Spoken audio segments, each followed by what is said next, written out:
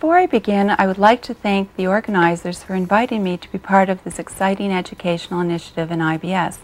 My talk today will focus on the role of psychological treatments in IBS. In particular, I will concentrate on four main areas. First, I will discuss issues concerning introducing psychological treatments to patients. I will then briefly review the available psychological treatments and discuss their efficacy. I will then illustrate some cognitive and behavioral techniques and themes that have been useful in the treatment of IBS. And finally, I will point out some key issues that will need to be addressed in future research on psychological treatment for IBS. Physicians often encounter difficulties in encouraging patients to pursue psychological treatments for IBS. Many patients interpret referrals to mental health professionals as insulting and as indicating that the physician doesn't believe that there's something really wrong. The physician must first acknowledge to the patient the possibility of these concerns. They can then counter the implication that the patient's symptoms are imaginary or caused by psychological problems with an explanation of IBS as a multidimensional condition including biological, psychological, and social components. IBS is a real disorder related to heightened gut motility, sensation, or both.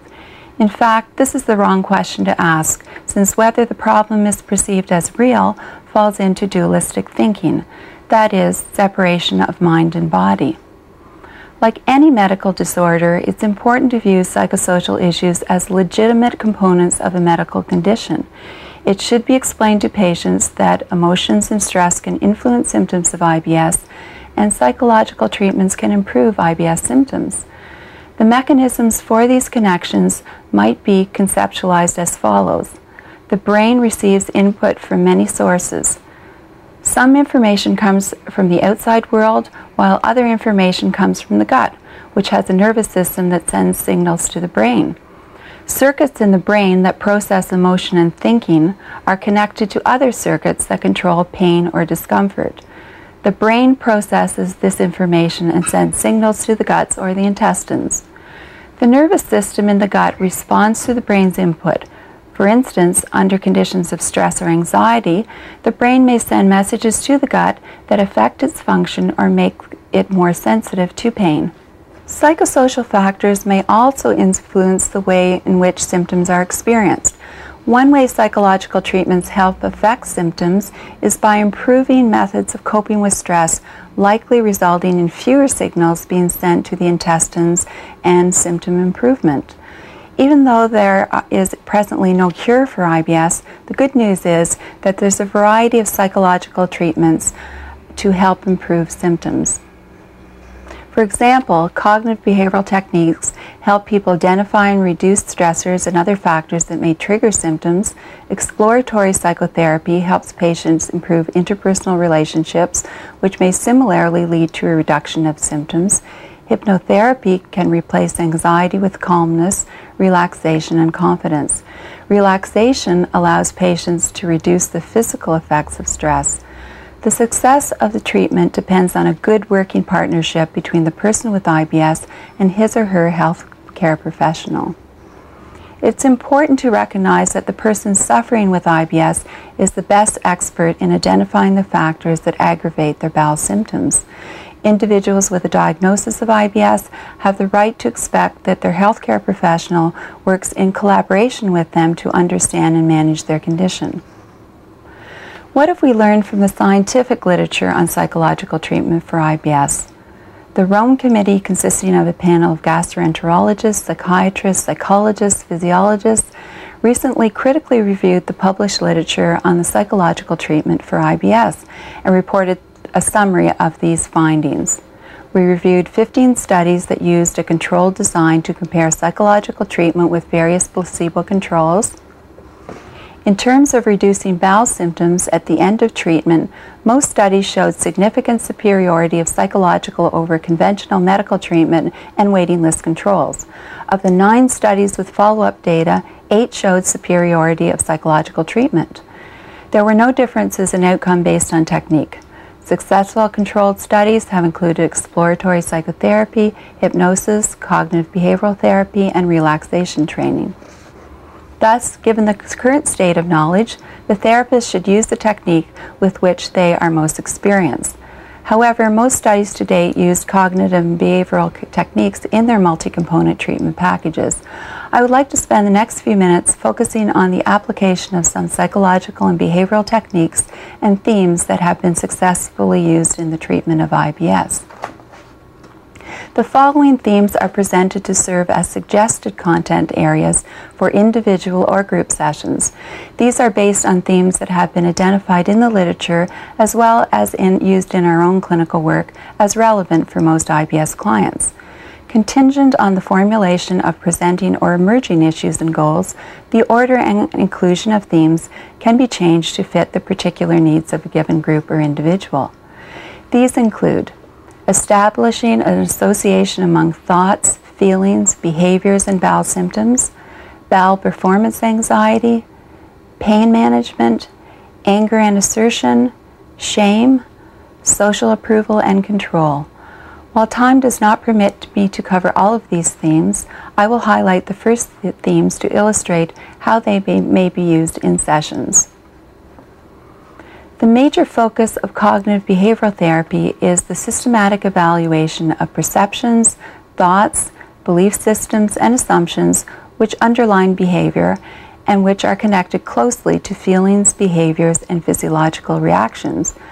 We find that an introduction of gate theory of pain is very helpful in highlighting the association among thoughts, feelings, behaviors, and painful GI symptoms. The gate theory helps us understand how thoughts, feelings, and behavior affect pain. The gate theory of pain states and pain messages originate at the site of bodily damage, injury, or disease, and are then passed through a mechanism that works like a gate to the brain.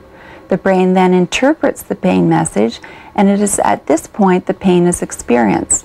The pain gate can be partially or fully opened or closed, determining the amount of pain experienced.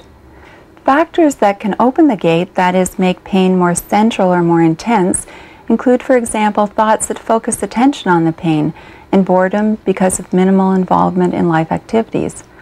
Feelings that can open the gate include depression, anxiety, and anger. Behaviors that can also open the gate, such as an inappropriate activity level or lack of pleasant activities. Factors that can close the gate, that is, make the pain less central or less intense, include coping strategies such as controlling pain through attention diversion. Examples of attention diversion are distraction, imagery, and relaxation. Cognitive restructuring strategies such as altering the self-talk to messages such as, "I can handle this, I've handled it before," versus, "I can't stand another second of this pain," are also useful.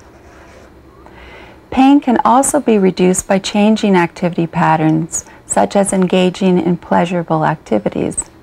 An especially important theme is that of bowel performance anxiety. This theme manifests itself in the worry that the bowels will not function or perform properly, and much attention is paid to managing food and the environment to minimize the likelihood of bowel distress. Many IBS patients experience considerable concern about how they might function and appear in social situations. Many of their concerns are similar to those who present for treatment of social anxiety. In addition to fears about negative evaluation, patients frequently have concerns that bowel symptoms will negatively affect their capacity to function and enjoy a broad variety of situations. In some ways, I think you've answered this. The question is asking about the use of counseling and psychotherapy in the treatment of irritable bowel, and to discuss the success or failure. I guess they mean in terms of the studies. Yeah.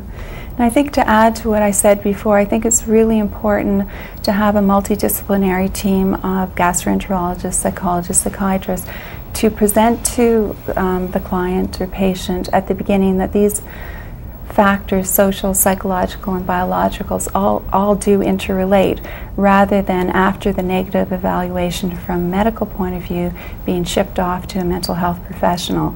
So I think the success of psychological intervention in part is in the approach, how person is approached in terms of the formulation of the role for psychological treatments. And I think this is where the mind-gut interaction can be very helpful to as an entry point in terms of legitimizing the role for psychological treatments.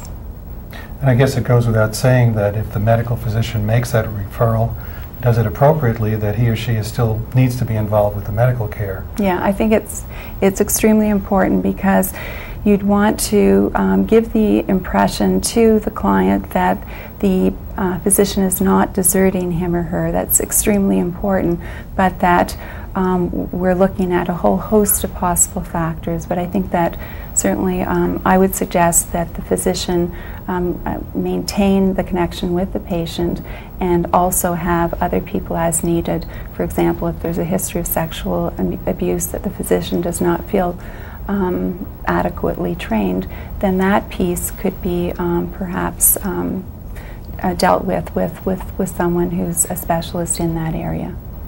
Well, some very interesting points in terms of the mind-gut interaction. I'm afraid that's all the time we have for our discussions today. I want to thank my guests and you, the audience, for joining us for this educational broadcast presented by Medivision. Thank you.